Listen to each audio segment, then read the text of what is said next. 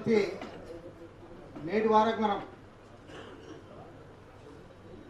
అటు కేంద్రం కానీ ఇటు రాష్ట్రం కానీ మోటార్ రంగం పైన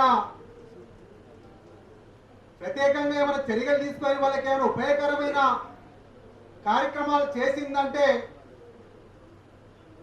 ఎక్కడ కూడా కనిపించే పరిస్థితి కనిపిస్తలేదు మనకి.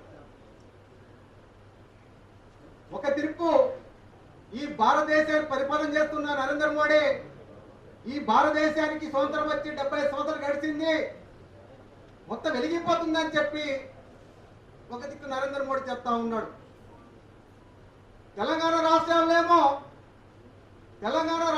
మొన్నటి వరకు బీఆర్ఎస్ ప్రభుత్వం సరిగ్గా చేసలేదు, మేము అన్ని సరి చేస్తామని చెప్పి ఈరోజు మన రేవంత్ రెడ్డి సర్కార్ చెప్తా ఉంది.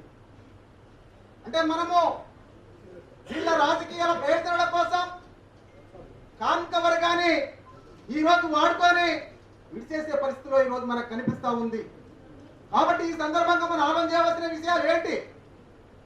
మనం సమిష్టిగా ఉంటేనే ఆ విషయాలు కూడా మీకు అర్థమైన ఈ మధ్య కాలంలో ఇంత కూడా చాలా అనేక పోరాటాలు కూడా ఎందుకు ఈ విషయం చెప్తా ఉండంటే, సమిష్టిగా ఉంటే రాష్ట్ర ప్రభుత్వం కానీ కేంద్ర ప్రభుత్వం కానీ మన విషయాలు ఆలోచన చేయడానికి ఆస్కారం ఉంది.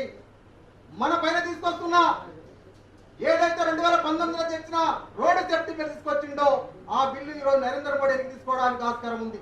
అట్లాగనే మన రాష్ట్రంలో రేవంత్ రెడ్డి గారు ఏవైతే మనకు హామీలు ఇచ్చిండ్రో అవి మనం అమలు చేసుకోవడానికి ఆస్కారం ఉంది.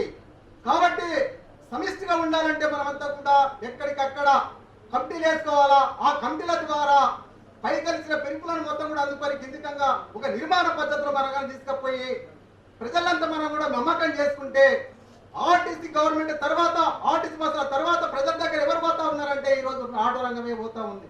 ఇంటికి పోయి ఎక్కించుకొస్తా ఏ సమస్య ఉన్నా మధ్యరాత్రి ఫోన్ చేస్తే మనం ఈ రోజు వాళ్ళ ఇంటికి పోయి చేరువ పోయి తీసుకొచ్చి వాళ్ళని సేఫ్గా ఇంటికాడ చేస్తూ ఉన్నాం.